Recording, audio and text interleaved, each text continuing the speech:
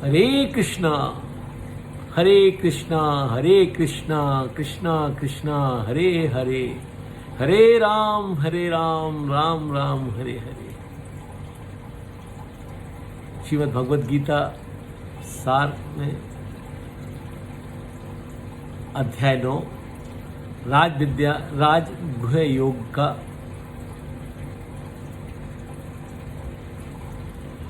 प्रस्तुत है।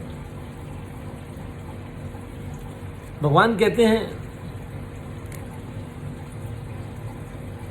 तुझ दोष दृष्टि रहित भक्त के लिए मैं रहस्यमय विज्ञान सहित ज्ञान को बताता हूं, जिसको जानकर अशुभ अर्थात संसार रूपी दुखालय से मोक्ष को प्राप्त हो जाएगा। धर्म में श्रद्धा विहीन मनुष्य मुझे प्राप्त न होकर मृत्यु रूपी संसार में बार बार जन्म लेते हैं। जिस प्रकार आकाश से उत्पन्न सर्वत्र विचरने वाली महान वायु सदा आकाश में स्थित है, उसी प्रकार मेरे संकल्प से उत्पादित सर्वभूत मुझ में ही स्थित जानो।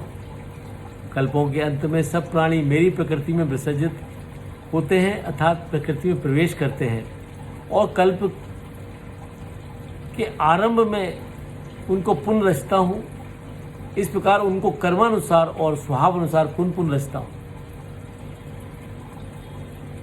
मेरी अध्यक्षता में प्रकृति चराचर सहित सर्व जगत को रचती है। इस हेतु ये संसार चक्र गतिमान है। प्रकृति श्री भगवान के शाश्वत नियमों के अनुसार सृष्टि को चलाती है। अध्याय 9 के 10वें श्लोक में कहा हुआ ये स्पष्टीकरण वैज्ञानिक आधार की व्याख्या चाहने वालों को भी तुष्ट करेगा। मूल लोग मेरे परम भाव को न जानते हुए मुझ भूतों के महाप्रभु को साधारण मनुष्य समझते हैं।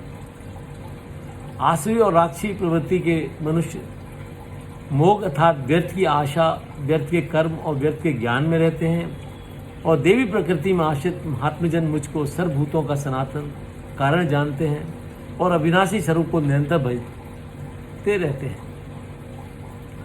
श्री भगवान कहते हैं, ज्ञानियों ज्ञान यज्ञ के द्वारा और पृथक भाव से उपासना करते हैं। भगवान इस अध्याय में अपने कुछ प्रमुख गुणों का वर्णन करते हैं। कहते हैं, यज्ञ में हूं अर्थात सर्व हवन में क्रिया में मैं हूं। इस जगत का धाता, माता, पिता, पितामह, पवित्र ओंकार, ऋग्वेद, सामवेद, यजुर्वेद मैं ही हूँ। मैं ही परम धाम, भरण पोषण करने वाला, सबका प्रभु, निवास स्थान, शरण लेने योग, सूर्योदय, सबकी उत्पत्ति और प्रलय का कारण, स्थिति का आधार, निधान भी मैं ही हूँ। मैं ही ज्योतिपुंज अर्थात सूर्य रूप में तपता हूँ, वर्षा उसको बरसाने का कारण हूँ। मैं ही अमृत और मृत्यु हूँ, और सत असत भी मैं ही हूँ। श्री भगवान कहते हैं, तीनों वेदों में कहे सकाम कर्म करने वाले पाप रहित मनुष्य अपने शुभ और अशुभ पुण्य कर्मों के फल स्वरूप स्वर्ग आदि लोगों को प्राप्त होते हैं। वहाँ दिव्य भोगों को भोग कर पुण्य क्षीण हो जाने पर मृत्युलोक अर्थात धरती पर पुण्य आते हैं, और दूसरे मेरे भक्त अनन्य भाव से निरंतर निष्काम भाव से चिंतन करते हैं। उनका योगक्षेम में स्वयं वहन करता हूँ। जो श्रद्धा से सकाम भक्त देवताओं का पूजन करते हैं, वे मेरा ही पूजन है। उनकी ये भक्ति अज्ञान पूर्वक है। देवताओं का पूजन करने वाले देवताओं को प्राप्त होते हैं, और पितरों का पूजन करने वाले पितरों को प्राप्त होते हैं। भूतों को पूजने वाले भूतों को प्राप्त होते हैं, और मेरे को पूजने वाले मेरे को प्राप्त होते हैं। मेरे भक्तों का पुनर्जन्म नहीं होता।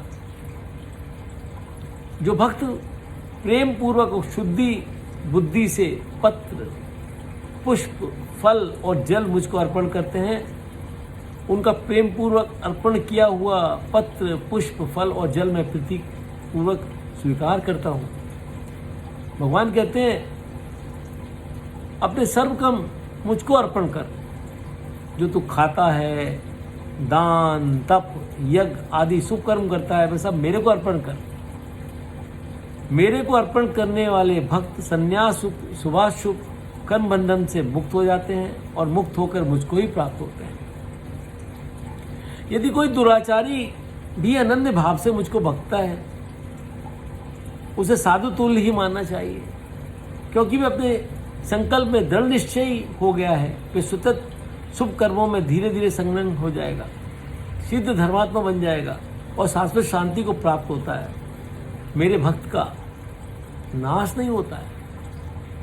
श्री भगवान कहते हैं, अर्जुन, जो लोग मेरी शरण ग्रहण करते हैं वे कोई भी हो, मेरे शरणागत होकर परम गति को ही प्राप्त होते हैं। कोई भी वर्ण, लिंग और स्थान हो, परंतु साधन संपन्न और पुण्यशील भक्तजनों का कहना ही क्या, वे भी प्रभु की शरण होकर परम गति को प्राप्त होते हैं।